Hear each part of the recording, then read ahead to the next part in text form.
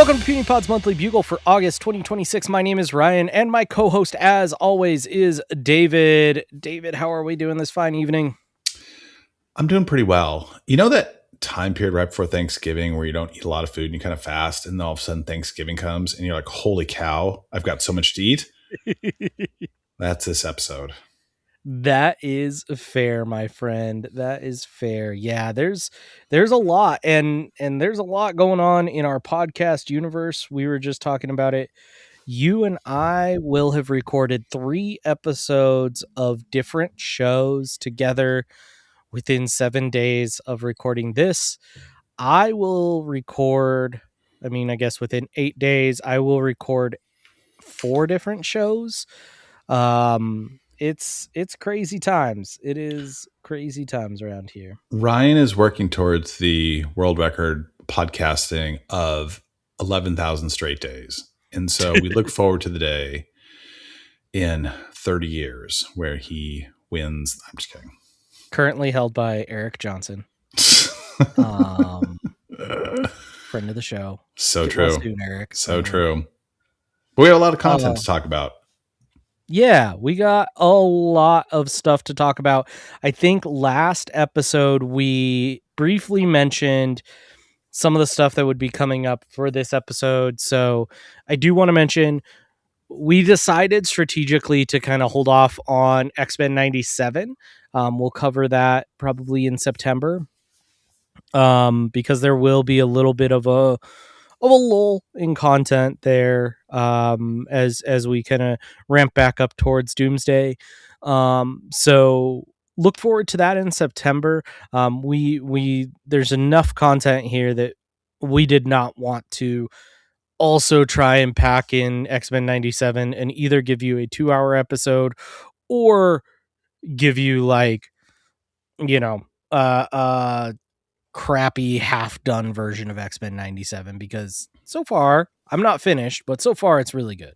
So there's a lot going on. Like, we're going to talk about the new movie, we're going to talk about Comic-Con, and we're going to talk about Doomsday, and that should provide plenty of content to talk about. Absolutely. All right, y'all. So yeah, let's get into Spider-Man Brand New Day. We're gonna start off spoiler free. I will put in a spoiler warning. Throwback. It's been a while since I've done anything like this, but I will put in a skip to this time point when we are about to get into heavy spoilers. So if you want to listen for a little bit, we're going to talk a little bit about the financials and talk about how it's being received and talk about kind of a basic synopsis. But then there will be kind of a point where we do turn spoilery and all that good stuff. And if you haven't seen it yet, I would highly suggest skipping ahead to the point that I say then. So with that said, based on the numbers, it seems like everyone in the world has seen it. But true. Fair point. Like, there's a window of time by which you don't want to spoil things. But at some point in time, you're like, well, here's what happens at the end of Indiana Jones. Sorry you've not seen the 1981 Yeah. Yep. All right. So let's get into it. David, do you want to kick us off with some of the production details and how the financials are doing? Happy to. Spider-Man Brand New Day. I really wish it was NBD, but it's BND. Spider-Man Brand New Day. No more home, no more homecoming, no more far from home, no more, without the homies. It is directed by Daniel Destin Cretton, who we know from directing Shang-Chi. He was one of the producers on Wonder Man. It is written by Chris McKenna and Eric Summers, who wrote all of the prior Sony Marvel joint Spider-Man films. They did Ant-Man and the Wasp. It is the 4th MCU Spider-Man movie. It is the 10th Spider-Man movie overall, if you count the 2 Sony series and the Spider-Verse series. Production budget, a tidy $225 million. Opening weekend domestic, $360 million USD. Opening weekend global, $932 million USD dollars. Insane. I think it set the record for Marvel. The Yes. last Spider-Man movie did like, I looked it up. It was like 1.1 billion after like 6 days, and this is chugging along. And it's been received pretty favorably. Metacritic score 6.6, user score 8.1. So both are generally favorable. I would normally put in my 1-star review, but I did not do that. Returning cast. It's all the people you love to see. Tom Holland, Zendaya's in it, Jacob Batalon, Mark Ruffalo, Marissa Tomei, even Michael Mando shows up as Scorpion. So nice to see him, to appear. We have new cast characters. We have Sadie Sink. We have Trammell Tillman as Bill Metzger. Liza Collins-Zayas as Detective Jean DeWolf, among others. So this is spoiler-free plot synopsis. 4 years have passed since the events of Spider-Man No Way Home, which is, you remember, Dr. Spell, at Peter's request, cast a spell, which basically erased everyone's memory of Spider-Man. Peter is now an adult, living entirely alone in an apartment that would cost thousands of dollars, but he's affording it on whatever. He's voluntarily erased himself from the last memories of those he loved. Now he's just crime fighting New York, very street level. The city no longer knows his name. He's just devoted himself entirely to protecting his city, full-time, friendly neighborhood Spider-Man. But as the demands on him intensify, the pressure sparks a surprising physical evolution, might I say mutation, that threatens his existence, even as a strange new pattern of crimes give rise to one of the most powerful threats he's ever faced. Now is the time to skip ahead. Yeah. So real quick before we skip ahead, financially it's doing fantastic. I just checked the worldwide box office so I could update our bet a little bit here. It has I've cracked updated it. Yep. It's cracked the Billy mark. Has it? Okay, I'm not. Yep. It cracked the $1 billion mark. So you now have $2 billion movies on your roster for this year. So great job there. But yeah, It's early. Yeah, I mean, I have Doomsday left. I will say, to just give a quick update on our bet. David, yours is not closed out because obviously Spider-Man is still out and doing numbers. But all of your things have released, right? So X-Men 97, Toy Story 5, Daredevil Born Again Season 2, and Spider-Man Brand New Day were your picks. Those have all released and they're already like in circulation. They're already doing things. For me, I really am just getting started, right? So Mandalorian and Grogu was my wild card pick, and ouch, $300 million movie that yeah, I would call that a flop. AKA a toy creation machine, actually, is what it is. Totally. And then I have Doomsday ahead of me, which I'm sure it'll make $1 billion. And Friendly Neighborhood Spider-Man and Vision Quest are my TV shows that I care about. So, still more wide ahead. Open. Still wide open. Yeah, for sure. So, two things. I was going to say two things on the financial side. One, this includes China, which I don't think, like, there was a period of time like Marvel was not releasing in China. Second, there was no IMAX because the Odyssey hogged them all. They had like, what was it? Something Vision, like Infinity Vision, the like Disney created IMAX made analog. Up IMAX. Totally, yeah. So it's been very well received, very popular. We both Odyssey saw it. The Odyssey would have been the wild card to pick, by the way. I think that I mean, Toy Story 5 did fantastically, right? It's cracked $1 billion, but the Odyssey was the missed opportunity. If I could go back and redraft. And Spider-Man has already caught the Odyssey. Yeah. Which is crazy. So crazy. But we both saw it opening weekend. We did. Well, right here is where I will put in a quick disclaimer. So, Editing Bay Ryan, go ahead and jump in here now. What's up, guys? Hey, sorry for the audio quality for one. I'm on the road. I'm finishing this edit so that I can get this out to you all. But I wanted to let you know where to jump ahead to. So if you want to skip all spoilers for Spider Man Brand New Day, go ahead and jump on over to 59 minutes and 6 seconds. Again, that's 59 minutes and 6 seconds. 59 minutes and 6 seconds will save you from all those spoilers. Back to the show. Alrighty, so now that we have got the spoiler warning out of the way, actually, while we were away at the spoiler warning, I looked up the worldwide box office. There are 4 movies to crack $1 billion this year. Spider-Man: Brand New Day, we already know. Toy Story 5, we already know. What are the other two? The re-release of Madam Web. Just kidding.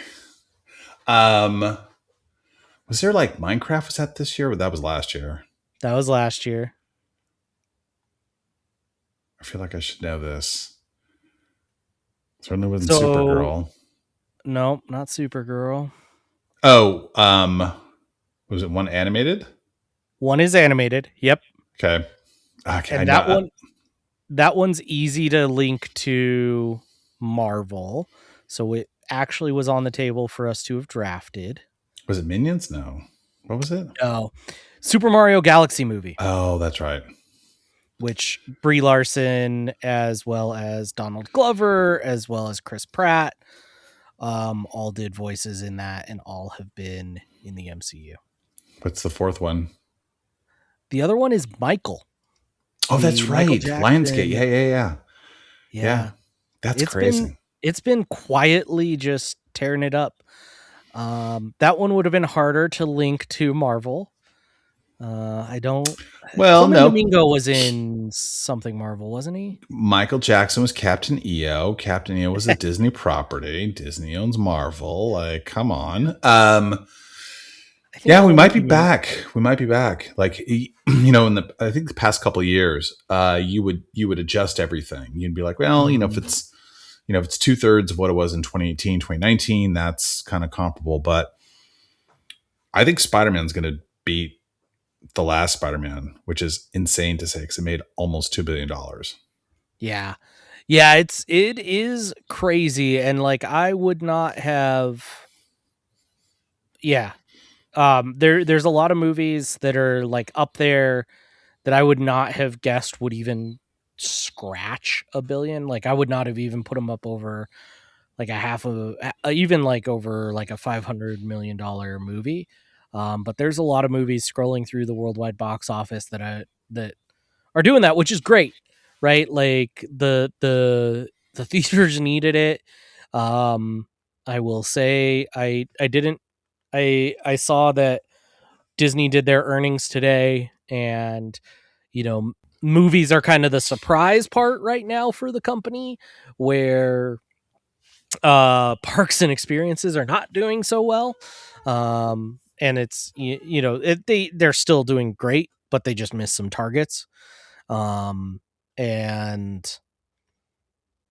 that's, I mean, in That's this why churros economy, are I gonna be. guess. That's why churros are gonna be $8, people. Anyway, what did you? So you saw it Thursday, right?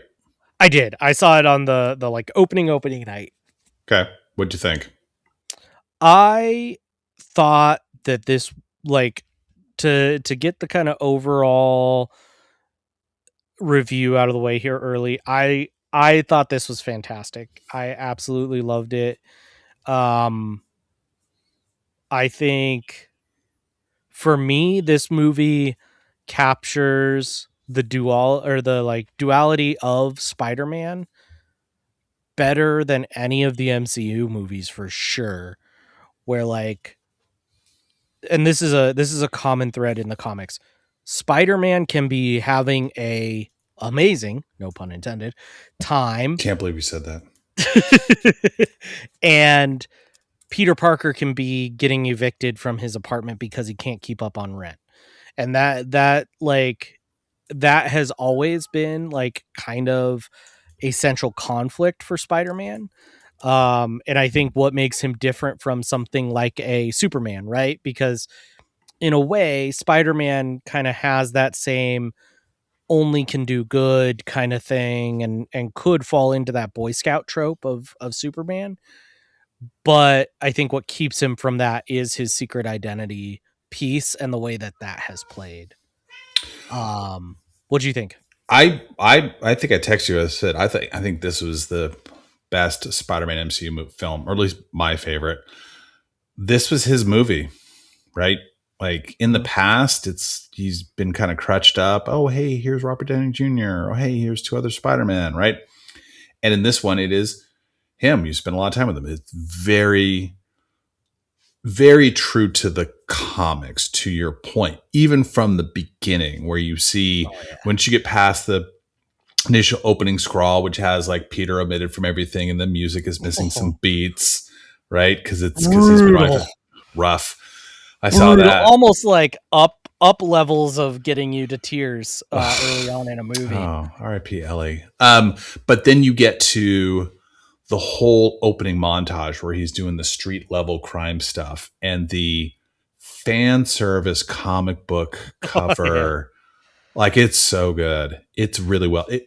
Visually it looks great. I love what Daniel, like from a visual perspective, whether you're talking about those opening scenes where they're filming stuff at like some insane frame per second, like when like Mhm. the one where he's like getting he is fight like boomerang and he's like slow swinging, just Yeah. amazing. And then later on when he's fighting the hand and they're doing that kind of floating wire fighting, you saw it in Shang-Chi, but very crouching tiger and rat, like beautiful to look at.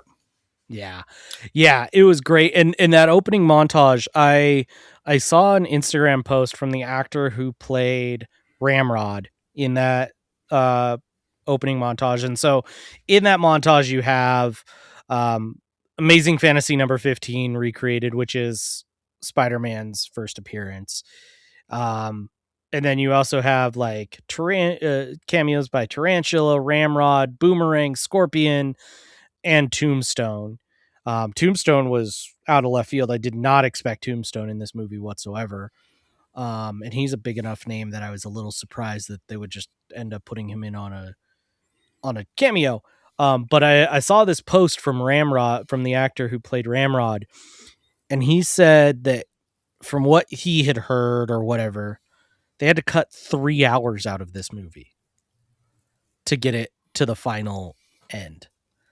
And that tells me there is a whole separate movie, right? That's a whole nother movie. And I think that whole other movie, and it's much like Fantastic Four, where, Fantastic Four cut out all of the stuff with John Malkovich, right? And ended up playing that down to a cameo only. And I think very similarly here, where there is a second movie somewhere on a cutting room floor there where it's Peter Parker fighting street level crime only, small potatoes, if you will. He talked about how he filmed a scene. He's very grateful because they had filmed other similar comic book, you know, homages, Yeah, if you will, and yeah, his made it. And he was very grateful. He was like a stuntman who worked for Marvel for a long period of time. I do imagine that yeah. there's a ton of video out there to watch. I imagine that we will never see it.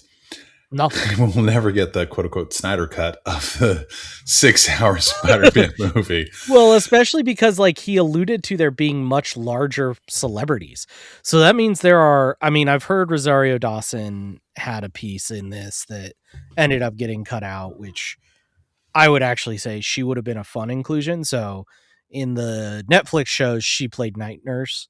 Um, and so at the end, after Peter gets shot by Frank, it would make sense for Night Nurse to come in and be who's taking care of him, right? Like she's kind of the doctor to the superheroes, if you will.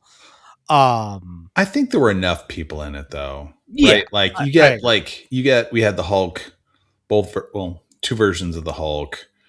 We'll get to the Sadie Sink character. You had the Punisher. First full hulked out Hulk we've seen in a while.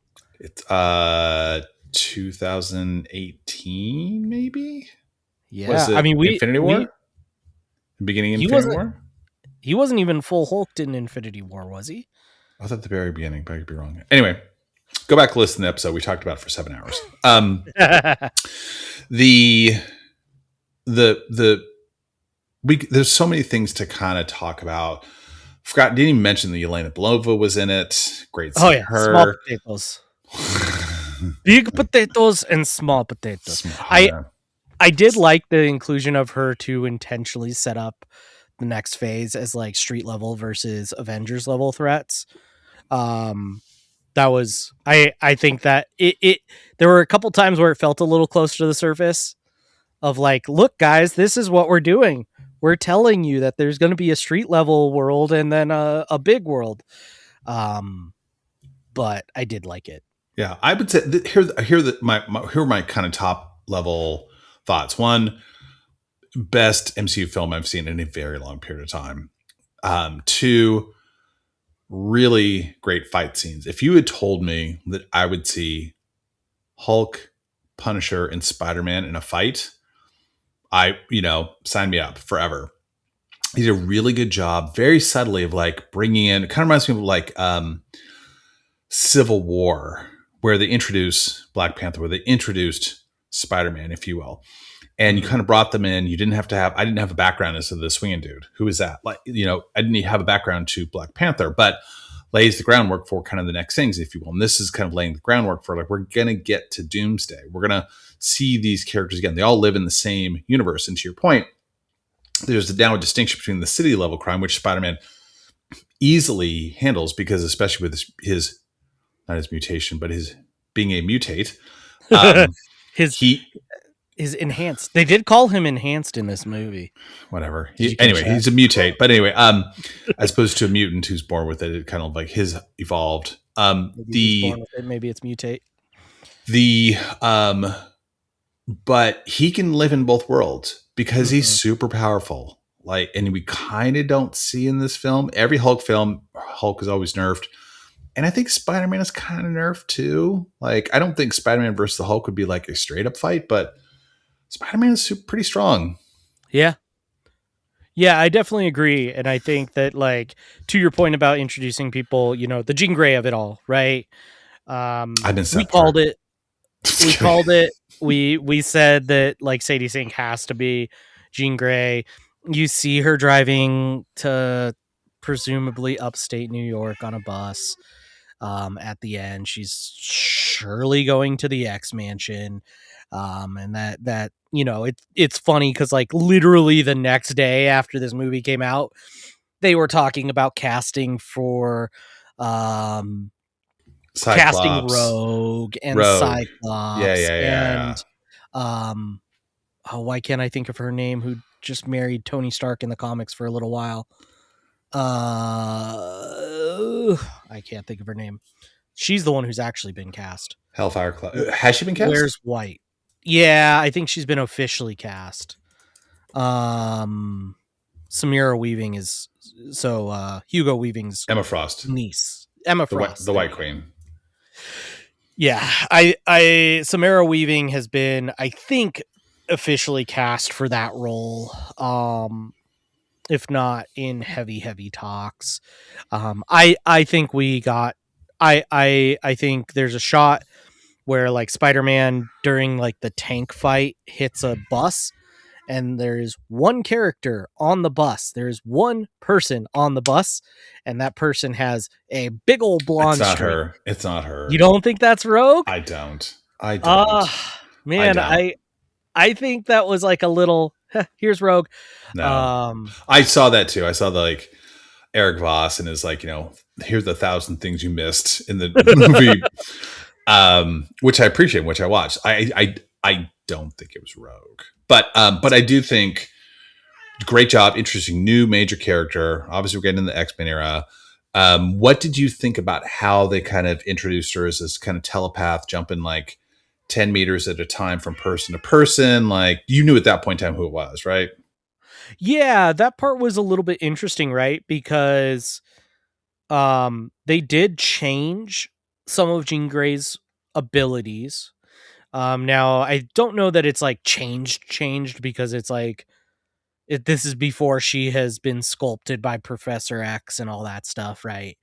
So I don't know that I would say it's changed like with a hard like, oh my god, they changed things. But I did think that was cool. I mean, we knew kind of going in with how secretive they were around her role. It was going to be a major player, and with mind control on the table and a redhead at in the in the unknown role, there it does not take a genius to put two and two together and get there. I think it kind of, whereas they needed to market the Red Hulk in Brave New World just because it was the projections were really bad. Here, they were super secretive. I think it's unfortunate. I just let her, like, who cares? Like, it's not a wild secret. You bought Fox Studios a long time ago. If you Yeah. didn't introduce the X-Men by now, I would be livid. Like, and so just like give us something to look forward to. It's not a big deal. I like how they introduced her. It wasn't shocking when he takes she's in his apartment and she's reading the note for MJ, and he takes a photo with the suit and he runs the scan and it's Jean Grey. And as soon as they were suppressing mutations and mutant powers, you knew that was going an X-Men route. Like as soon as that was a plot 600%. point, yeah, yeah. What did you so the thing I liked about Spider-Man, like, so he is by himself, no one knows his identity. His only friend, it seems to be Frank Castle, the Punisher. What did you think of that pairing? Okay, so And what did you think of the Punisher as opposed to his last movie? Oh, yeah. One thing for fans that I will say, Punisher was introduced in Amazing Spider-Man, right? Like that his first appearance was in Amazing Spider-Man. So like Frank Castle and Spider-Man in the same content is not new by any means. I thought I really liked this version of Frank Castle.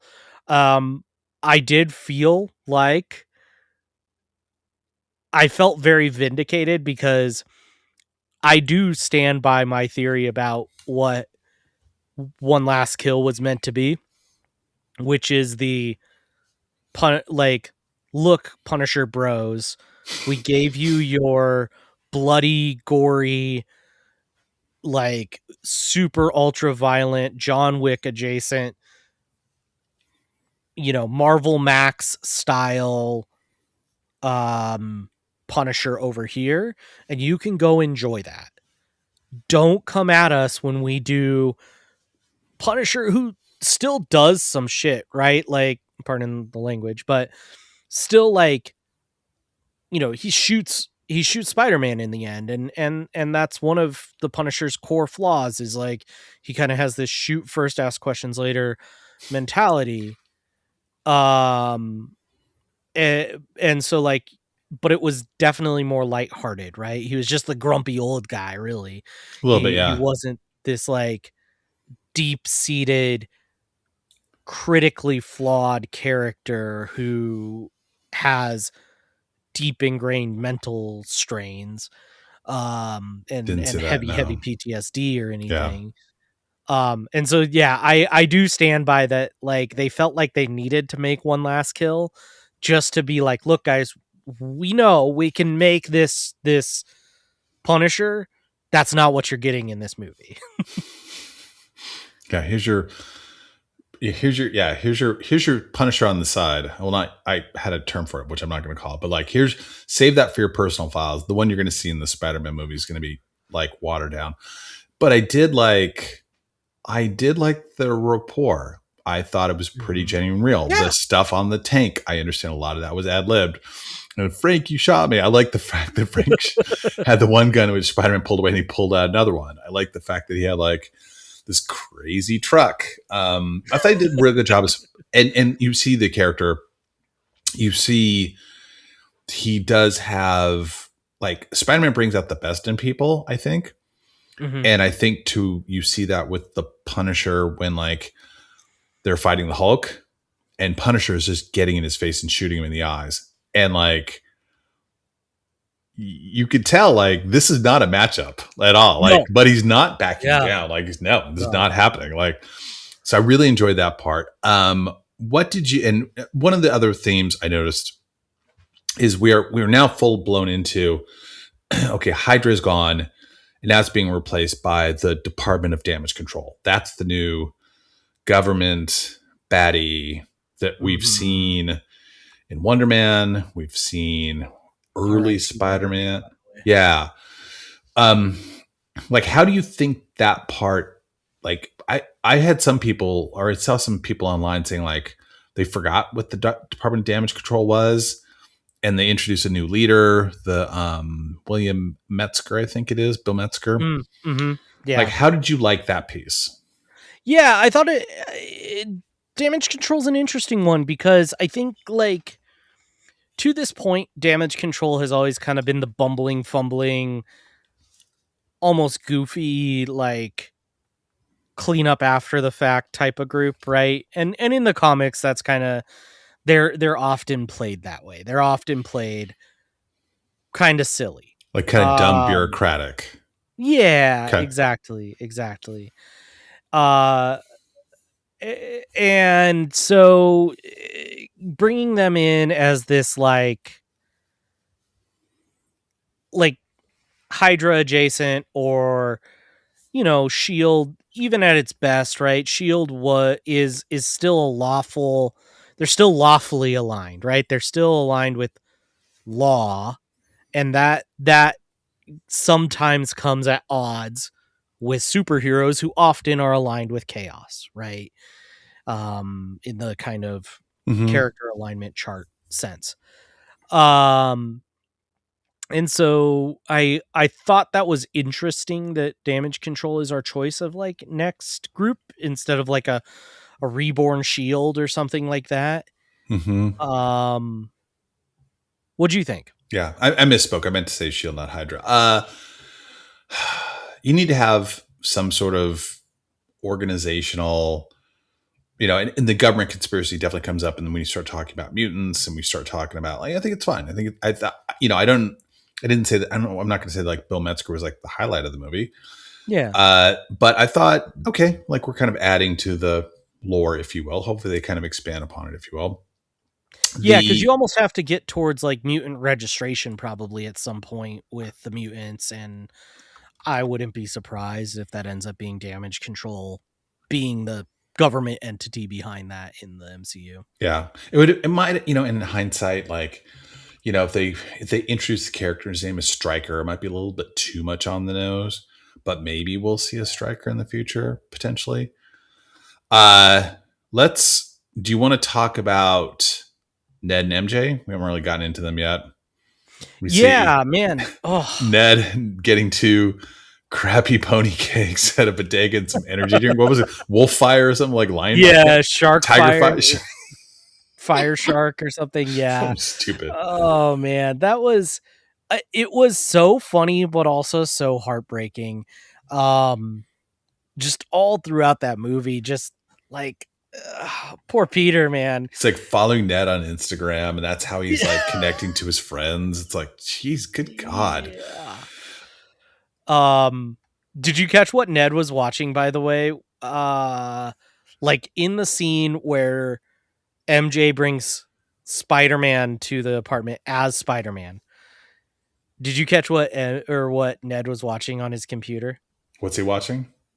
He's watching Empire Strikes Back, specifically the Battle of Hoth, where they take down the walkers, which obviously is a callback to that really old movie that Spider-Man Yeah, likes yeah, in Civil War. yeah. The I like the scene, like so just to kind of diverge to talk about like the triangle, if you will, the relationships. Obviously, they don't remember who he is. We'll get to the Ned stuff at the very end. The I think this is my favorite Zendaya performance. Like first one, she's just like some like awkward weirdo in the background. She's not even like Spider-Man's like prom date. But Yeah. she like, I thought she did a really good job. The scene where Jean Grey takes over her mind and pretends to Oh. know Spider-Man and kisses him, and like he has Oh. Peter Parker has this outpouring of emotion, like he's so excited, and then she goes into the speech and kind of mocks him. I'm just like, oh, this sucks. This Yeah. sucks. Yeah, that character has really grown up, right? You hit it on the head. First movie, kind of awkward background. Second movie, just overly sassy, high school hipster type that Mm-hmm. anything that's likable is immediately dislikable just on the basis of it being likable. Um and like I do think the footing found here and part of that's the writing, right? Like let's not blame it Zendaya for all of that. Like she definitely can only act the role she's given. Yeah. Um and I think like in this one she's given a very mature role. And I like it. Yeah. I definitely agree. It was great. Plus, she's dating. Okay, weird little multiverse thing. So, the actor who plays her boyfriend is Iman Estafi, I believe. Is his name Estefandi? Iman Estefandi. Mostly, at least in my world, known as playing Ezra Bridger in the Ahsoka live action series. Mm-hmm. So that means, because in this same movie we saw Star Wars exists. So that means that MJ is dating a lookalike of Ezra Bridger, or is dating the guy who played Ezra Bridger. You're giving this way too much thought. Oh. But I think you kind of touched upon a point. One of the things we really kind of forget. This is 4 years later. They can actually play more to their actual ages, which I really enjoy. It gets very awkward when you see like Garfield, like, and he's like 28 and he's in high school. Like, hey man, it's okay. Like, just If they had just put him in college, those would have been 10 times better movies. Completely agree. Don't get me wrong. As a sophomore, he could have bought beer for everyone because he was still 28. However, it just would have been more natural. So now you see them, and like, I really enjoyed like the interactions between them whether they're on the couch or the scene. Like, and there was a scene. I recall that I saw like Tom Holland was interviewed, and he talked about how he said there was a scene that didn't work between the two, and they went to Dan and Jessica Cretton, they rewrote scenes and so forth, and it feels much more of like a real, I don't want to say lived in, but like real relational movie between two people who have a relation. Spoiler, Yeah. they're married, and it just, you could see that genuine kind of like bond coming out, versus in earlier films maybe they started dating in the second one and they're trying to cover it up so you act a little mechanical or whatever the third one. But I really enjoyed those scenes. I think this is the best movie for those two. I thought the last one, it was just like too comedic, too over the top. Okay, Ned's a sorcerer now, and like just not, wasn't great. So yeah, it definitely gave them an opportunity to play themselves, which is nice. And they also threw in some fun little product placement, like Biro. Biro was very prominently placed. I don't know why it just wasn't just like, I wonder what this is, and holds it to the camera.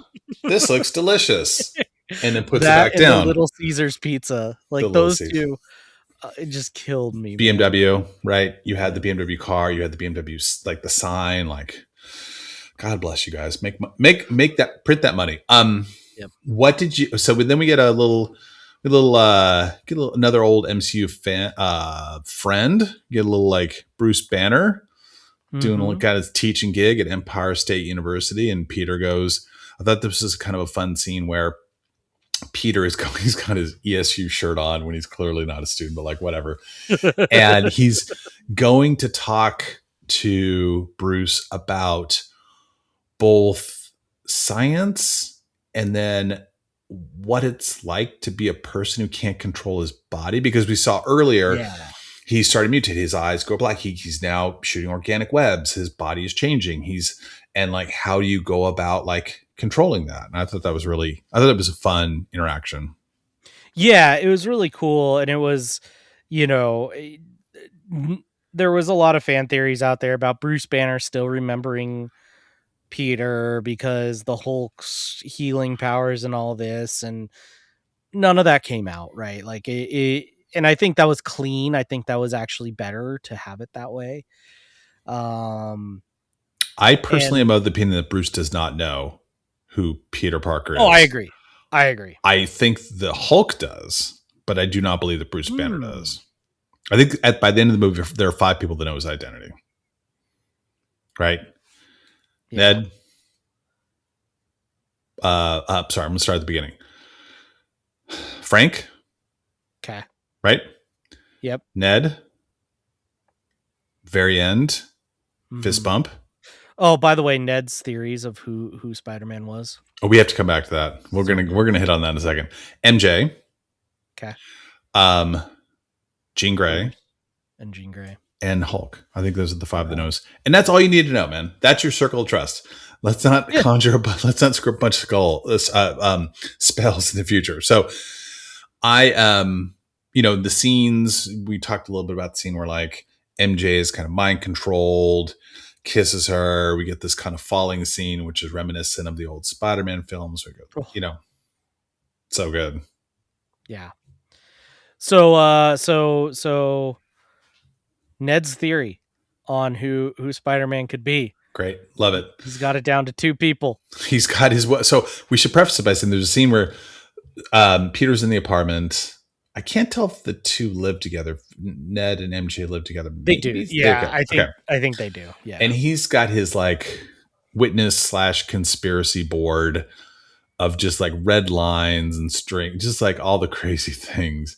And he's, it's like, is it this, Spanish parkour kid? He's, and the funny thing is like, when you look at the signs, they're little digs at Peter Parker himself. It's like under 5'7", shoe size, under 9, like just like a bunch of height jokes. But you point out who Ned narrows it down to, who could be Spider-Man, because he's saved them on 3 occasions, including one time when they're in Europe. Yeah. Yep. So clearly the only people who it could be are Roger Harrington, aka Computer Nerd, or Flash Thompson. So dumb, because they couldn't think of Peter because Peter's been erased. I thought that was fun.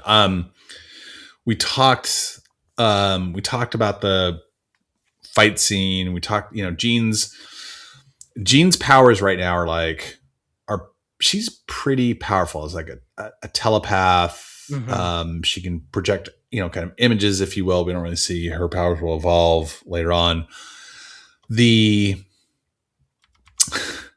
What did you think about the scene where Peter is fighting Spider-Man? Where Spider-Man is fighting the Hulk. Punisher is trying to weigh in. Hulk is like basically grabbing his head. He's like, he gets him to calm down in this kind of moment of like, he's like appealing to the man and say, me, I'm Peter Parker. This kind of like, sun's getting low, big guy. I'm just like, don't say that. Please don't say that. And then we get the point where we start to progress like, okay, Jean is, she's captured, tranquilized. They say the name Sarah. So we're getting like fed this little breadcrumbs. What did you think about?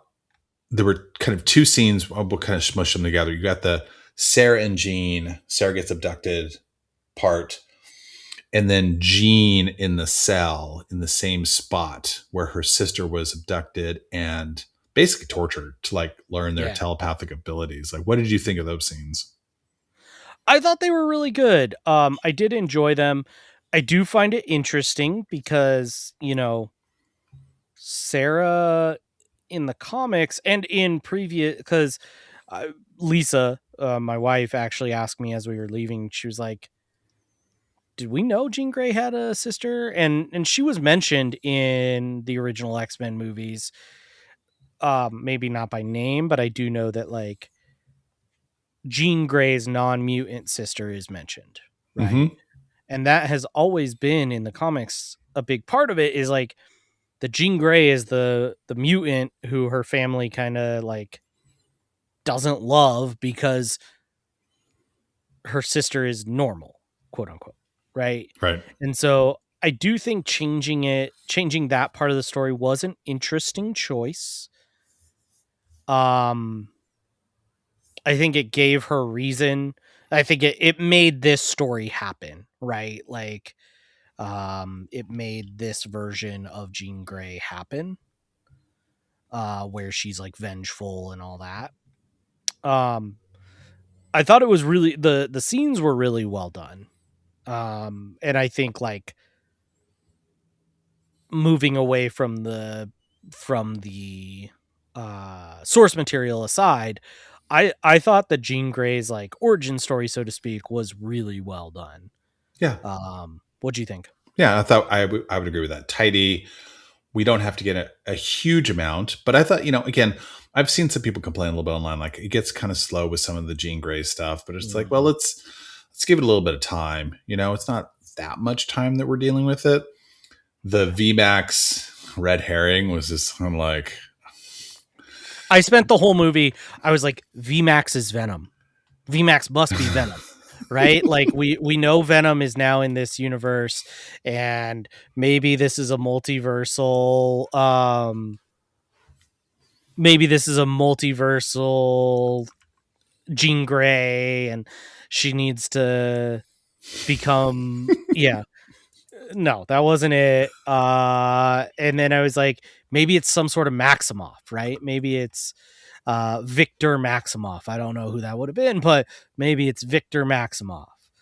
No, it's a air it's conditioning literally an grate air without the conditioning crate. tape that's like Yeah. flapping. I didn't love that part. I like you. I was going through the whole like Charlie from It's Always Saying it's Pepe Sylvia. Who's Pepe Sylvia? Who's VMAX? Right, the whole time. Yeah. I do the I do like the scenes where she is like triggered, realizing that this is basically the spot where her sister died, and that emotional impact, and that's when she develops her telekinesis powers. That's when she basically like rips out the inhibitor that Peter put on her, sends out this big psionic blast, freezes up a bunch of New York City, and you're like, okay, this is Wanda level kind of power. Oh yeah. Early, Yeah. like, yeah. So I thought that like I like that scene. I like the scenes. I like the scenes where he called Yelena. Yelena was there she's there just to kind of like move the plot along.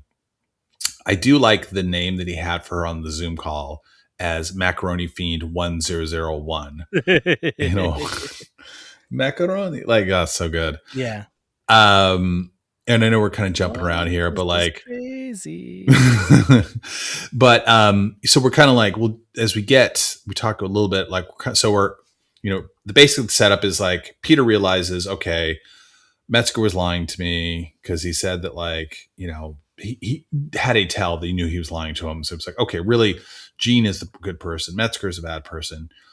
Peter goes to save her. Frank, because of his loyalty, he breaks through the psionic blast, sets up on a rooftop, and he's gonna like pull his bullseye, tactic, if you will. And before Peter can get to Jean, he runs into the Hand. And what did you think of this fight scene? Yeah, this fight scene was beautiful, right? Like this fight scene was fantastic. Yeah. There's not much more to it. Great. She asks him if you are almost this point of like, who are you? Are you Peter Parker or Spider-Man? And this is cool. And he's like, I'm both. Both. And he Yeah. takes the inhibitor out, and then he just like, you could have taken the music from like, was it AC/DC and Thor Ragnarok? On the bridge, you like dun dun dun dun dun dun dun, Yeah. dun. Like, I would have been like, yes, let's do this. It was really great. I love that scene so much. And again, I thought that like, sometimes we watch these movies, dude, and some of the CGI fight scenes, you're like, okay, okay, it's dark Hulk in a hallway, and it's this and it's that, and it's not that entertaining. The hand fight scenes, I could watch an hour of that. Oh yeah. Yeah, I definitely agree. I agree. If Daniel Destin Cret ever makes like a martial arts movie, day one, take my Dude, money. can you imagine if like the hand ends up being the villain for Shang-Chi 2? Like just a Shang-Chi 2 movie with like just a whole bunch of martial arts in it. Oof. Love it. Take all my 17 money hours. right now. 17 hours. I'll watch the whole thing.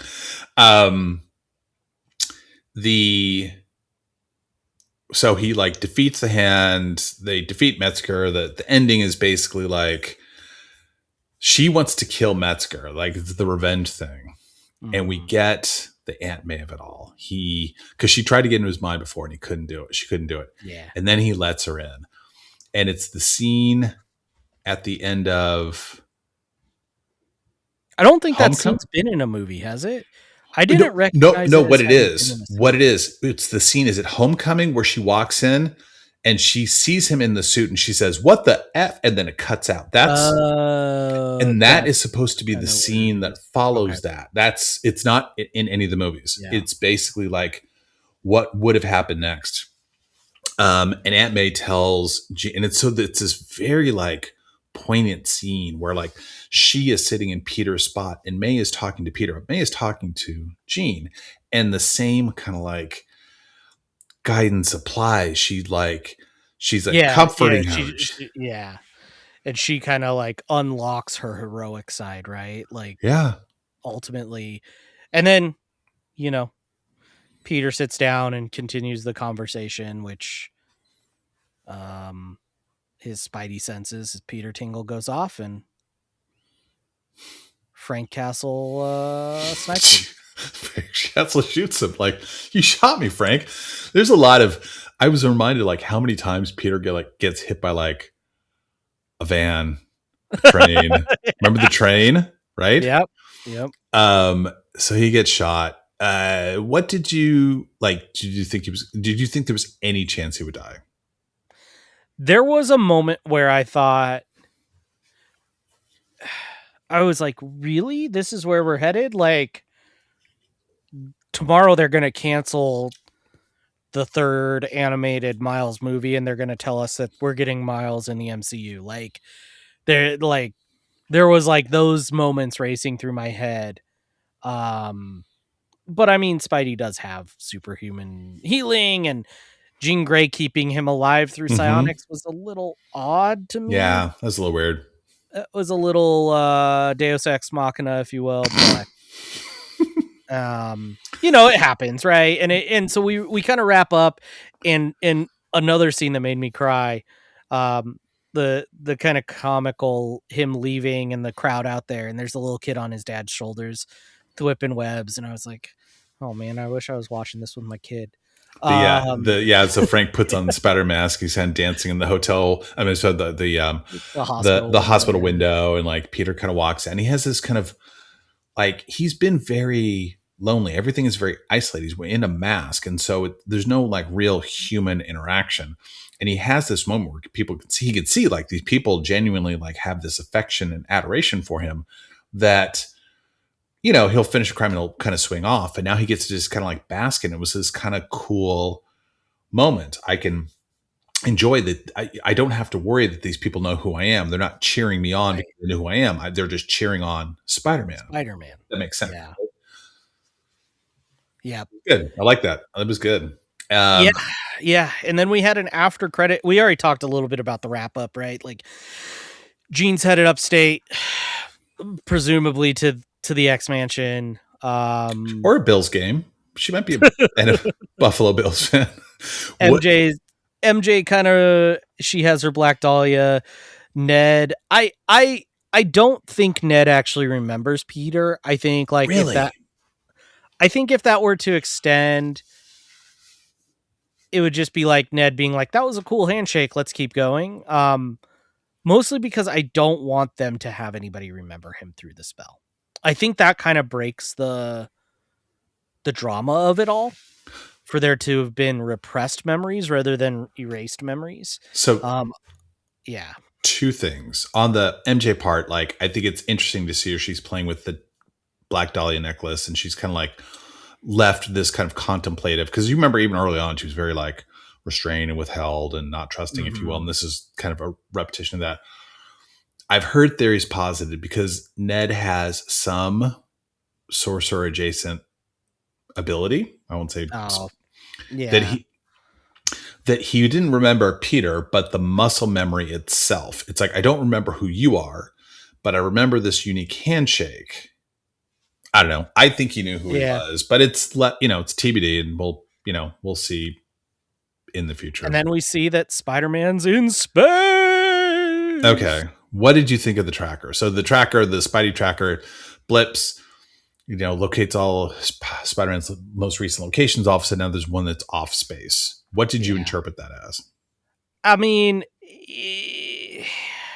I think it's probably going to be that the next Spider-Man movie is an off-world story. So he's off-world.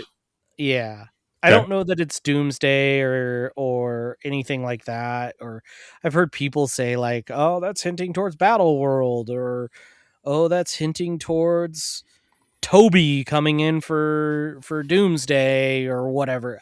I don't think it's that complex. I think Doomsday is going to fracture the world in a lot of ways and probably send Spider-Man off into space. Spider-Man has all kinds of space adventures all the damn time. He's been to space, bitch. And like, I think it's, I don't know. Maybe I'm not doing my due diligence as as like a Marvel movies podcaster, but to me, it feels like it's just it's a generic, the next one's going to be off world. I don't even hate the idea that, because we've seen a lot of post-credit scenes that went nowhere. And while I'm sure it's probably tied to something, I also don't hate the idea of like, yeah, we just threw that breadcrumb out there, and maybe we'll come back to it. Maybe we won't. Like, it doesn't, I was underwhelmed by the stingers, to be honest, but I didn't, Did you get a Doomsday trailer in your showing? Nope. I didn't either, and I was really surprised because we didn't get a Doomsday trailer pre-movie, and then so I was expecting, okay, no Doomsday trailer pre-movie. They're just gonna do like they did before. I forget which movie it was, where they just tack on a trailer at the end. And so I was like, oh, they're just gonna tack on a Doomsday trailer at the end. Makes sense. Nope, no Doomsday at all, which surprised me. Yeah. So yeah, that is Spider-Man. Anything else to say on Spider-Man Brand New Day? No, it was great. I enjoyed it. It was a nice respite. It's nice to see that Marvel can, crank up the fastball, if you will, and that it wasn't like your classic, like, desperate formulaic, oh, let's bring back the Russo brothers and let's, redo Endgame, if you will. And I'm not that dour on it, but I really enjoyed it. It was good. People I saw actually enjoyed the film, and they were like, didn't hate watching like some of the other things I've dragged into recent years. So that's fair. Well, let's bring in all of our fans who skipped ahead here. Hi there. So before we go too much further, I do want to give a quick ad break. Before we go to the inserted ads, I do want to mention one of my own kind of endeavors. I am a travel planner with Concierge, and I don't have a fun trip to talk about this. Well, I will say this is not a trip I would advise people to take, but I am taking a trip where I will be on Disneyland property and in Disney World within 24 hours of each other. Thanks to concierge.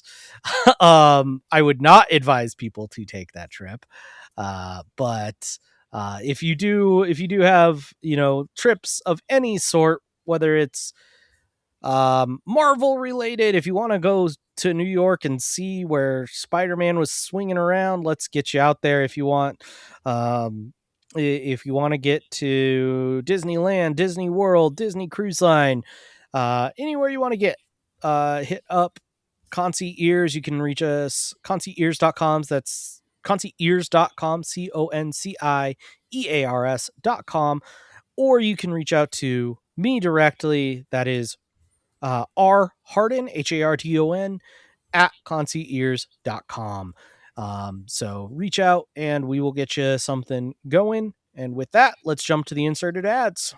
Welcome back, everybody. Hope that you enjoyed those sweet, sweet ads. I'm trying to think what I've been getting lately, and I can't even think of it. I think I've been getting like fulfillment services for small businesses or something. So go make a Squarespace site or something, because that's probably what you heard about. Go fulfill your service. Couple weeks just recently that we had Comic-Con, San Diego Comic-Con. We did, and Marvel returned to Hall H. So we had a Hall H panel from Marvel. What'd you pick up out of Hall H? So we have to go sometime in the future because it just looks like a wild trip. I know they had the Brand New Day, like they showed, I think, the Punisher fight scene with Spider-Man at the Hall H. I'd say the thing that's probably the most interesting to me is the Black Panther announcement.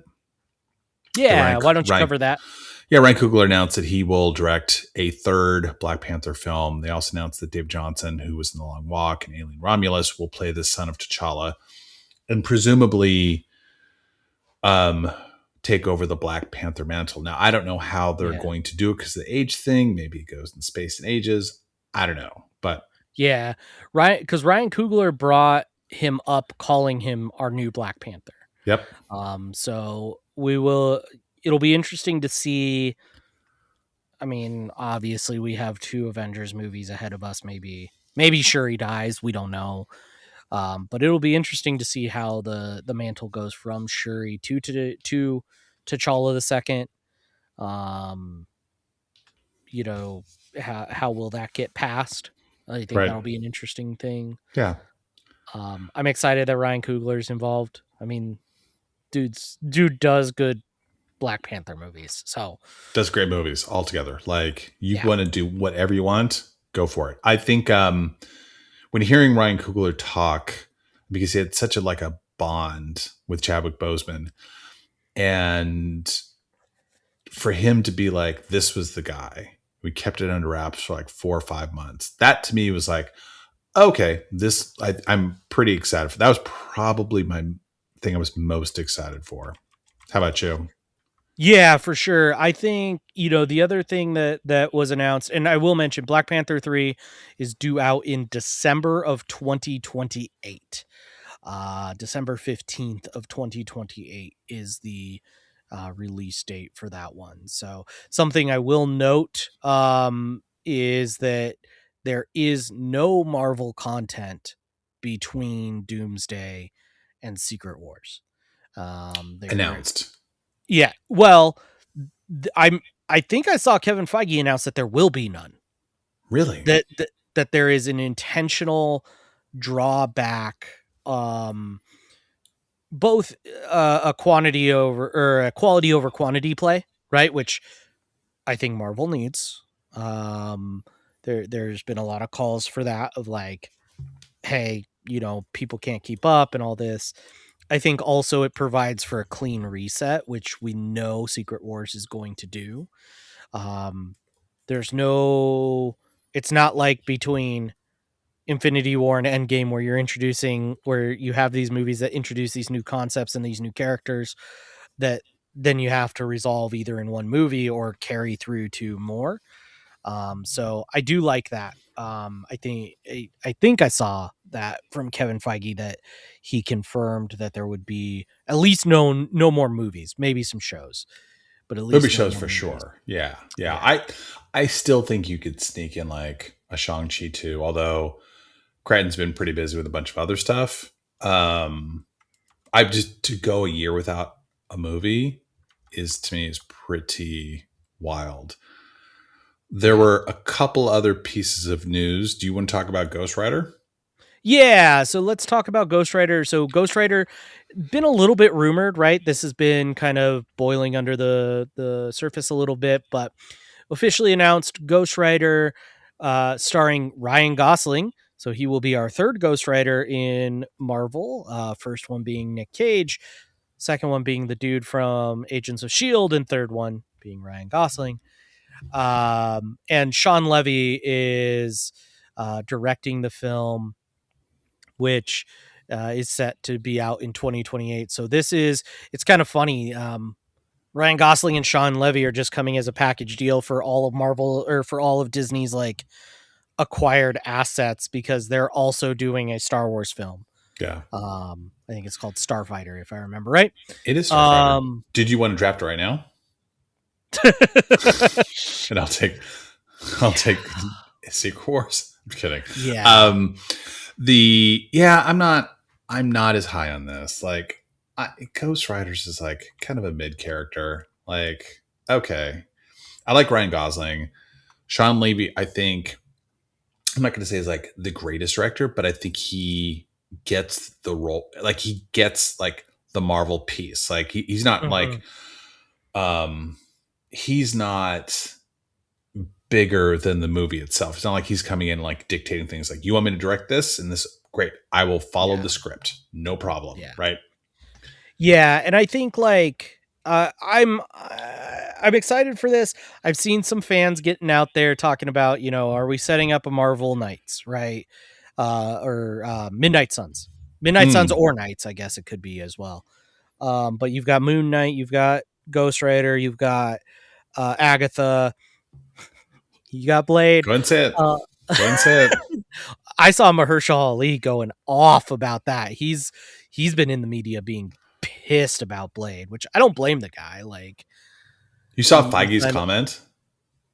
that it's not dead yet or something. No, he basically like he basically fell on the sword and basically said like, yeah, that's my failure. I feel bad about it. We did not bring Blade. Now you could talk about whether it was a script, a Mahershala, or this or that or whatever. It had been rumored for a long period of time. There was some buzz around the Blade stuff. There was some buzz around the Wonder Man cancellation. Ugh, that's The so sad, man. It is so sad. We'll talk about that next episode, maybe. Like, but it was Yeah. that was not like great news. But yeah, he was basically, yeah, it's my failing. I've never really heard him say that, which I thought interesting. Other bits of news: Avengers Endgame will be re-released in the back and forth fighting with Avatar to be the most the highest box I office movie of saw all I time. saw I think it was Feige said that that's a must watch for anybody. I mean, granted, he's doing his advertising thing, but it's going to have some additional scenes and it's a must watch before Doomsday. Well, because Doomsday's, we've been told, is a sequel Yeah. to Endgame. So Yeah. why not re-release it? It is going to be released September 25th. Endgame roughly what made $2.8 billion and passed Avatar, which had made like 2.75. Then James Cameron was super small. I was like, screw this. And he released it 3 more times to add to his total. It's at 2.923 billion. I'm going to go and say that Endgame's going to reach 3 billion. Doomsday. Oh, no, Endgame, I got you. 200 million. Yeah. Right? Yeah, 200 million on a re-release of a very popular movie that's going to ride off the coattails of Spider-Man and in the hype wake of Doomsday. Yeah, that's 30 something dollars, go see it on IMAX, right? Like, yeah, Infinity Vision. shut up. What did you think? We'll talk about Doomsday. If you want to talk about lead us through the trailer. Yeah. What did you think of Ryan Reynolds showing up at Comic-Con? You saw the In Instagram his things where he's Jean like, Grey, Deadpool. Yeah. I thought it was pretty fun. I love it. So actors have been doing this for a little while where they will like cosplay one of their characters, especially if their character is like a full suit. They'll go out onto the con floor and cosplay it. And I think more than his appearance in the Hall H panel where essentially they said, "Hey, Deadpool's not going to be in Doomsday." Um or maybe he will be and it's just, they just fully were just fibbing or whatever. But I think outside of his Hall H appearance, he did like a bunch of stuff at the convention, which I thought was really cool. There's a bunch of videos online of people like taking pictures with what they think is just a really great Deadpool "Isn't that great? cosplayer. How excited would you be, Dude, like, I like that would be so crazy because you don't know. Like he doesn't take his mask off. You don't know until you're in one of the video montages posted on Ryan Reynolds' Instagram set to Green Day's hope you had the best?" time of your life. Yeah, it's so Like, good. It was great. Like, I love yeah. that video. That's so much fun. There are a few actors in the MCU that really seem to kind of get it and enjoy doing it. Like, he's Yeah. one of them. Hemsworth's another one. They're like, I want to do this role forever. I do like he had some back and forth. He's like talking it down. He's like, so we still shooting. Is like, and down he's like, sorry, man, We're done. films in the can, bro. And he's like, what? There's no like re-releases. No, this is very kind of technical. Like, there must be some like voiceover, some sort of opportunity. So I wouldn't be surprised if he showed up. Yeah. Yeah, I mean I wouldn't be surprised if we know his universe is crashing in, right? Or we assume that that's probably where the X-Men that are showing up are coming from, or his universe. Um and so yeah, I wouldn't be surprised. I also liked Paul Rudd's little Wrexham jab. At one point Ryan Reynolds is like, "Why was Thor sad? Why was he crying in the trailer?" And Paul Rudd goes, "Because he's a Wrexham fan." Just fun Oof. little jab at him. The last thing, well, not the last thing, but one of the last things they did was they showed a Doomsday trailer, which is different than the one we all saw. Yeah. Yeah, so a couple days before Comic-Con, we did get a new trailer. We'll go over that in a second. In the room, they got a different trailer that, from what I saw from like Eric Voss and some of the people trying to describe it, it was more focused on Doom himself and more kind of Doom at full power. Mm-hmm. And I saw it described as terrifying. um, so I haven't seen it. I haven't seen a leak of it or anything. I don't want to necessarily. No, I'm done. I'm done. I don't want to see anymore. I don't. Yeah, I I'm think good. this trailer, the trailer that did get released, is very exciting, and so um just a quick hit overview through the scenes included on the trailer that was released to the public. We see Charles Xavier witnessing an incursion. We hear Doctor Doom and see Doctor Doom with a terrible, It's awful. terrible accent. So I will say this real quick on this trailer. I did not love this trailer. I was like, I hope it's a lot better than this because this does not look good. Robert Downey Jr.'s accent is wild. Yeah. Like, anyway, go ahead. Please proceed. We see kind of the three teams, if you will, that we're expecting to see of the Avengers, the new Avengers, and the Fantastic Four, kind of all probably butting heads in that scene, if I had to guess, and figuring out how they're going to work together. We see a multi-world incursion, assumedly 616, 828, and then I think Fox is 155 something or other. Don't quote me on that one. But those Earths kind of crashing together, which unsurprising if you know Secret Wars. We knew this was headed. That's where this was headed. Namor, M'Baku, and Wakandan soldiers in Talokan. We see Thor fighting Doom and maybe some Sentinels in the background. one of my favorite scenes from the trailer was Shang-Chi versus Gambit. I loved that piece. That was my favorite as well. A little flash of Loki looking at his TVA credentials. Theories I've seen are that he's actually in Steve Rogers' home. I've seen that as well. Yeah. To kind of address the crimes against time there. We see Scott with Cassie Lang. Thor fighting Doctor Doom, and then the last kind of scene stops with the two fingers. You're just like, oh, yeah, okay, here we go. Yeah, and then the last scene we see is Thor.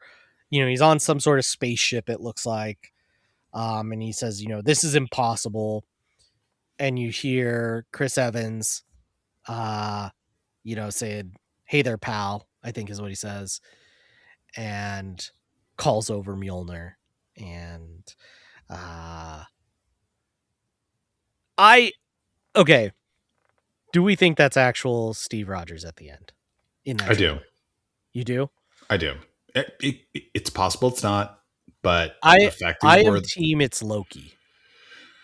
How would Loki be able to call Mjolnir? Because he's now worthy after all the sacrifices he made in Loki season 2. Okay, potentially. I mean, I could see that argument for sure. Like he would certainly be at that point in time. I'd say the two best parts were the Gambit versus Shang-Chi fight scene, and then Thor versus Doom, where Doom basically like stops Stormbreaker with like just his two fingertips, if you will. And you're like, oh yeah, okay, well, we are back at Thanos level. And then the final scene where he's probably fought Doom, probably got his ass kicked, and then he's just like, this is impossible. And then in his cheap sentimental callback to Endgame, they do the whole like Mjolnir thing. The feeling I get from this trailer, and I mean, we've been saying this all along, this is a greatest hits album, right? This movie is the movie equivalent of a greatest hits album.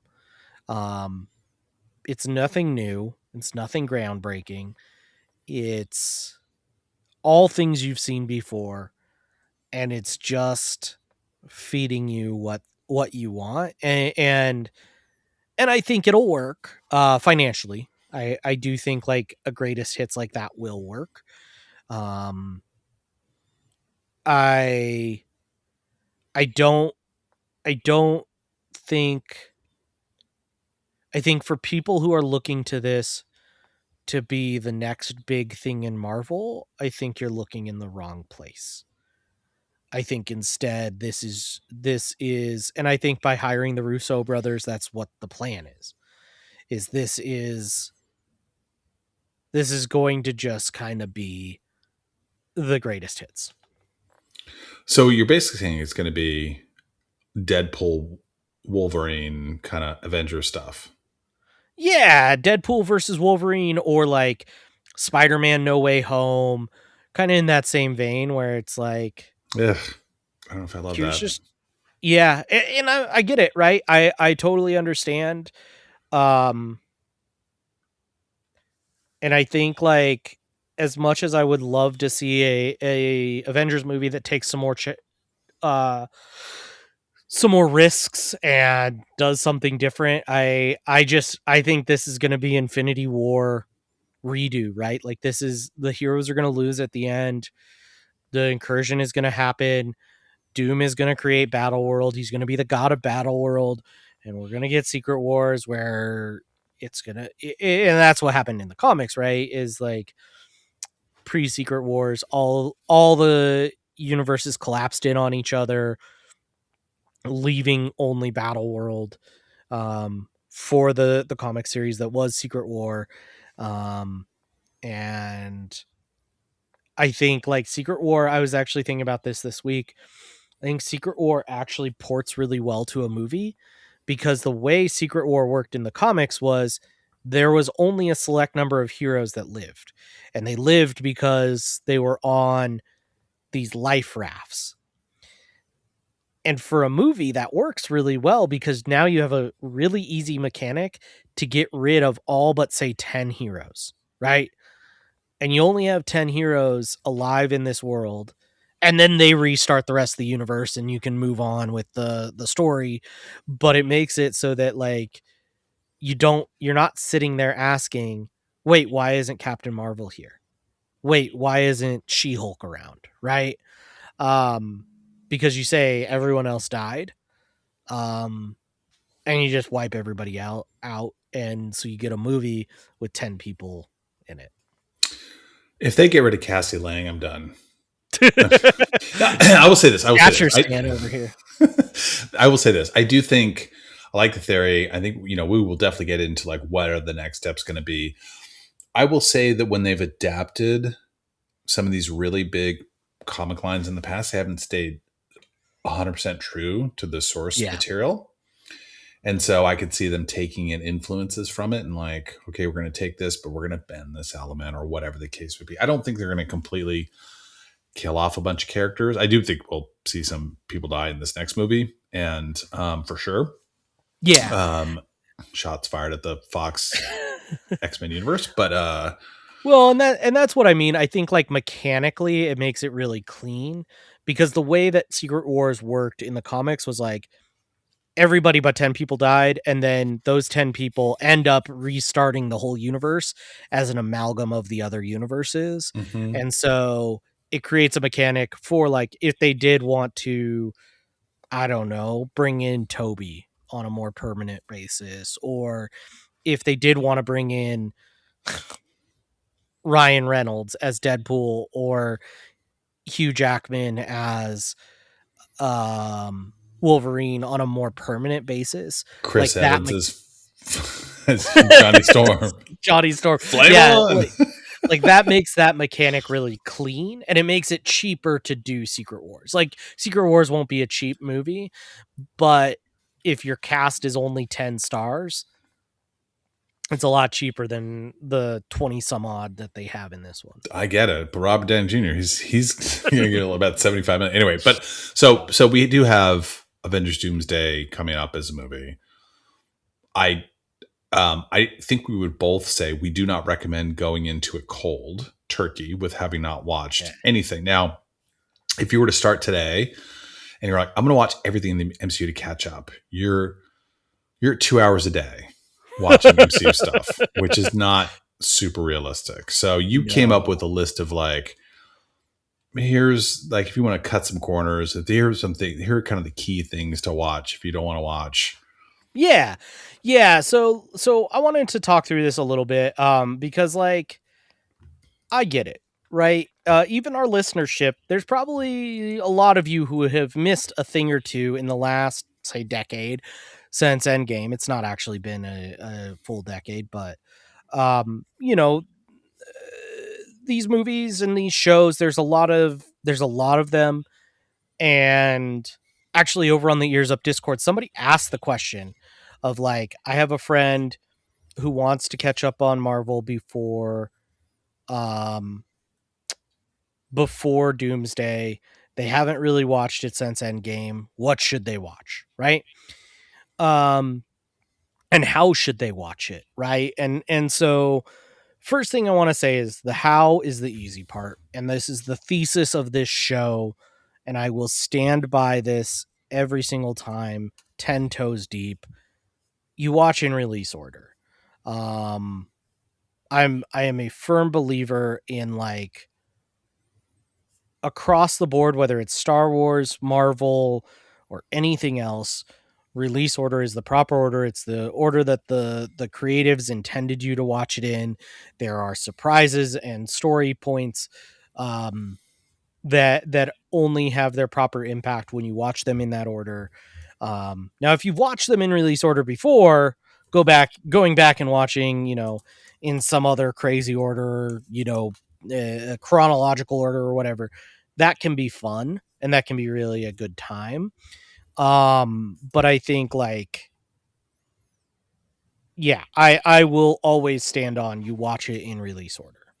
And I disagree because I suggest you watch in alphabetical order. First up, Ant-Man, Ant-Man 2, Ant-Man Quantumania, Avengers. I'm just kidding. Oh my goodness. Could you imagine Quantumania being your third movie in the MCU? No, absolutely not. Ultron being your fifth? Oh, brutal. You're like, Brutal. wait, who's the guy in the armor? Who's the guy with the hammer? So yeah, that's the how. Now, the what do I watch, right? I'm going to say phase 1 through 3. Let's assume you've watched those because most people did. Those were incredibly popular movies. Most people watched phase 1 through 3. So everything up to Endgame, most people have watched. If you need a refresher of those, we have a handy dandy whole set of episodes that we've done on every single movie in phase 1 through 3. Go listen to. I'm not going to say it's going to save you any time, but at least our shows will save you. You can multitask while you're listening to our show versus watching a movie. Play it at 2.0 speed, man. Come on. Download, repeat. But there are a lot of movies that have come out after Endgame. So table is set, right? You watch in release order. I'm assuming you've watched everything up to Endgame. Where do we go from here?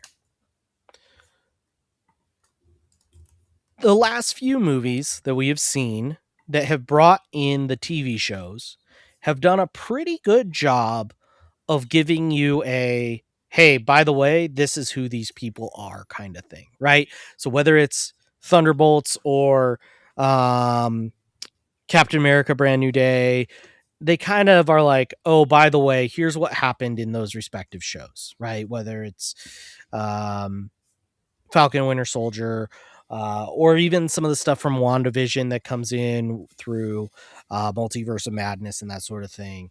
That those pieces are kind of like they've done a good job of that. So in my opinion, if maybe our baseline, let's call it, right? You're not cutting anything out necessarily.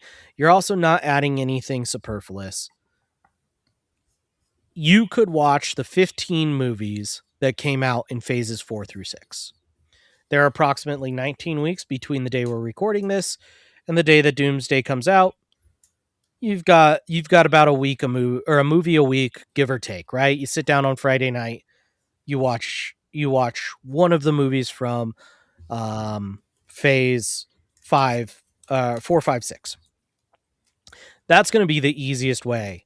Now, let's say you don't have time, right? You got some vacations planned. You don't have time to commit to one movie a week.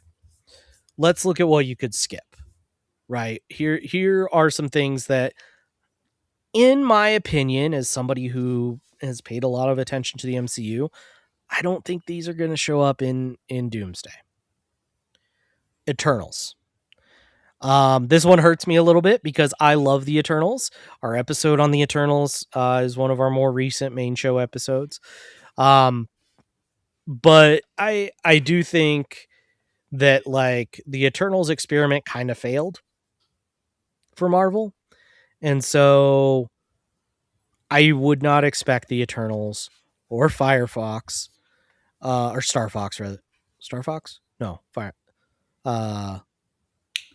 Pip the Troll. What's his name? Pip the Troll. There you go. Yeah, I would not expect any of the characters from Eternals to show back up. Unfortunately, in my opinion. And it is Star Fox to confirm. Star Fox. Thank you. So that one I don't expect to come back around. Guardians 3, I think you could skip most of this movie and the emotional trauma that comes with it.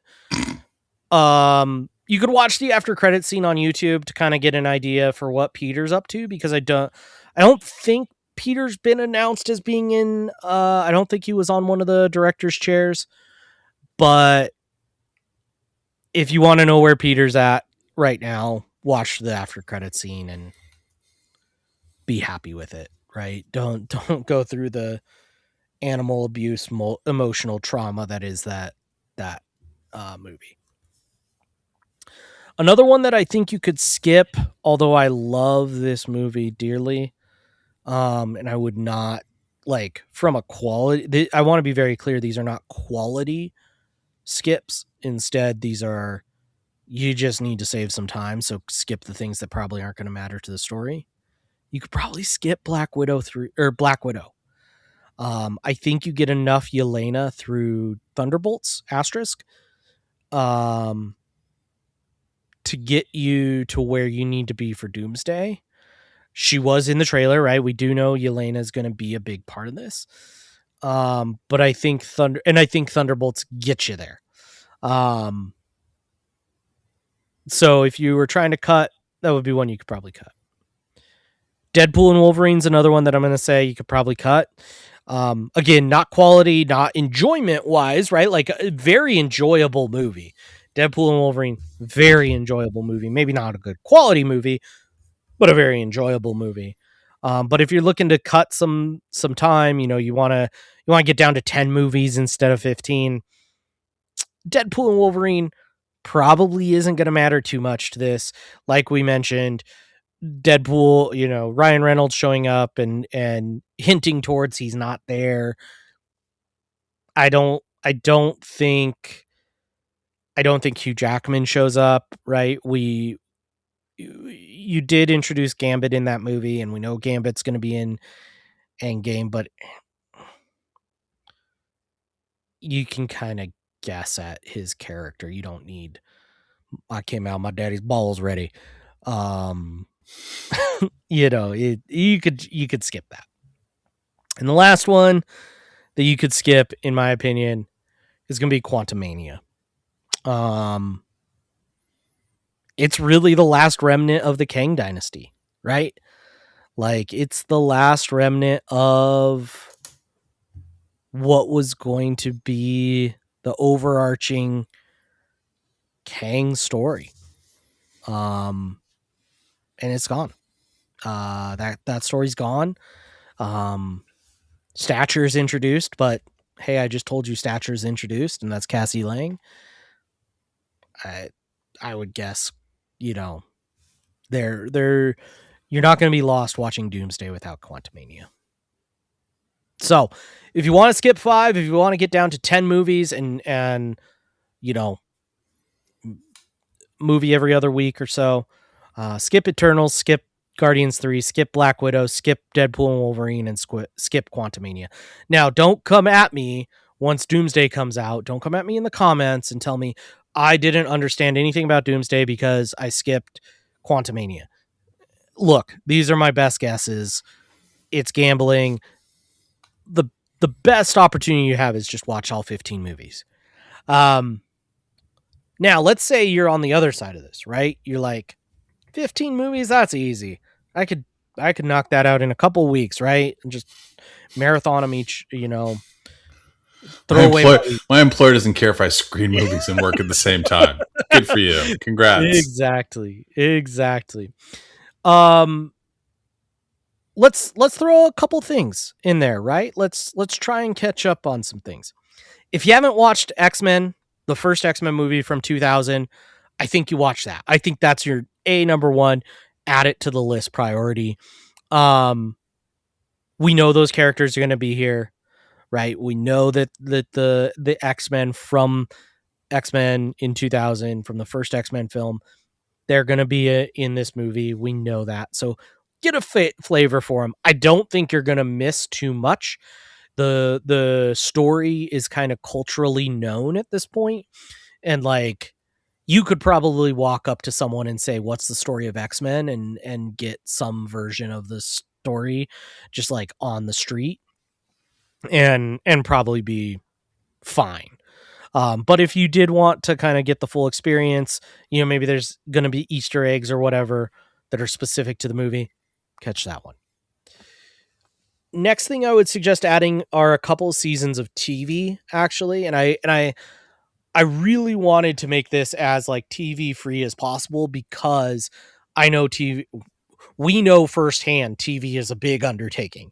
Like, when we do our episodes about TV, they are the reason why we haven't released a main show in a long time, is because it's very daunting to watch that much content. But I would suggest watching Loki seasons 1 and 2. I do suspect that in Doomsday, they're going to give you kind of some version of exposition that says, hey, this is what Loki's been up to. I think that, like, they're gonna not force you to have watched Loki, but if you want to better understand it, if you want to see the whole breadth of the story and all that, watch Loki seasons 1 and 2. After that, I've got the other X-Men movies from the 2000s, so X2 and Last Stand. Also good options to add to your watch list if you need something. I don't think the story beats of those are going to matter all that much. So that's why I say, priority here goes the first X-Men movie, then Loki. After that, a few other TV shows that either are really enjoyable or might play in. WandaVision. I don't think Wanda's dead, and I wouldn't be surprised if she comes back through Doomsday. So find out what Wanda's been up to. Ironheart. I wouldn't be surprised if Riri shows up. And so if you want to know, like, basically her story between Wakanda Forever and Doomsday, catch Ironheart. I don't think the Hood will show up in Doomsday. I would be floored if Anthony Ramos' Hood shows up. Oh, or Mephisto. I would be shocked if Mephisto shows up. And then Agatha all along. I think there's a decent chance that Agatha is maybe one of the witches. So at Comic-Con in the Marvel booth, they had this one area. They had a bunch of the costumes, and one of the spots kind of rotated every day. And for 4 of the days, it was Latverian witches that were all different colors. And then on day 5, it was Doom. I do think that there is some water to the theory that Agatha could be one of those witches. I also think that, like, the introduction of the goddess the goddess Death may come into Doomsday, but at this point you're kind of grasping at straws. These are kind of things that, like, they're enjoyable content to watch, but I don't think they're going to impact your enjoyment of Doomsday all that much. But if you have extra time, toss them on the rotation. So that's my suggestion, right? So if you are trying to get out to one movie a week, right? You got 19 weeks. I suggested 15 movies if you watch all the stuff in the phases. Toss in there X-Men and Loki seasons 1 and 2, and you've probably got about 19 weeks worth of weekly content to watch. If you really want to get ambitious, throw in the rest of the 2000s X-Men. I don't think unfortunately the First Class era of X-Men is going to matter at all, because I loved those movies, but I don't think they're going to matter. I don't think the Sam Raimi Spider-Mans or the Amazing Spider-Mans are going to matter. I don't think that the original Ghost Rider is going to matter. Sorry, Nick Cage. I don't think that Across the Spider-Verse is going to matter. There's a lot of, like, ancillary, the original Daredevil. I don't think we're going to see Ben Affleck or Jennifer Gardner in this, like, all that stuff. There's probably lists out there that include it as things you should watch for this, but I genuinely don't think it's going to be there. I think, like, if you were trying to be a reasonable human being who also has relationships outside of just watching Marvel content every evening, you could get by with the 15 movies in the mainline MCU and, tack on X-Men and Loki seasons 1 and 2, and you'd be happy. Yeah, and Agents of S.H.I.E.L.D. and all the Netflix Marvel, right? And you're caught throwing up. Netflix, Marvel, FX, don't forget New Mutants. Gotta watch New Mutants. Good God. We'll do like a more proper preview as we get a little bit closer, and kind of like, kind of the driving storylines that kind of get a little bit closer as people start to get excited for the new movie. Yeah, we'll definitely do. I like to do when we know what the storyline is going to be. I do like to do a comic primer, so I'll try and do a comic primer on this one, because we have a pretty good idea what this story is going to be. I would say if you are a comic, if you want to get into comics, I do genuinely suggest go read the 2015 Secret Wars, because I do think that I don't think that this is going to pull from the 1985 Secret Wars. Rather, I do believe that that Secret Wars will be based on the 2015 Secret Wars. Mostly because mechanically it makes a lot of sense. Marvel needs a reset. They need to undo all their stories. They need to wipe the slate, and that's what Secret Wars did. And it includes Doom heavily.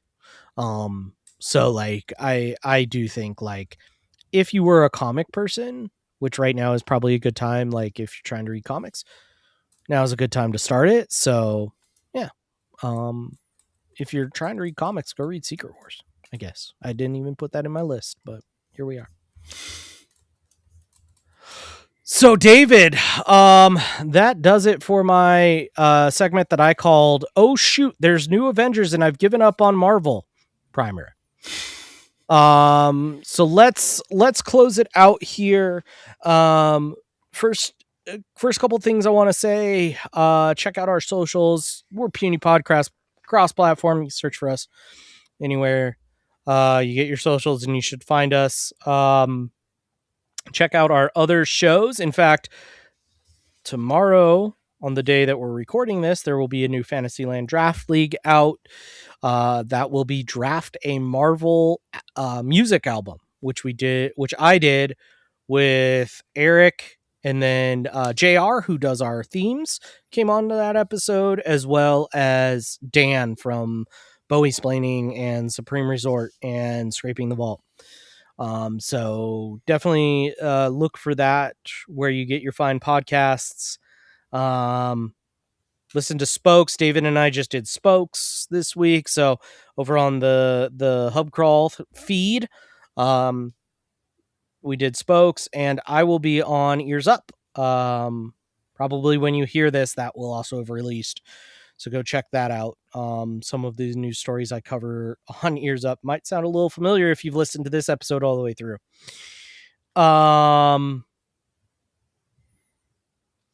Yeah.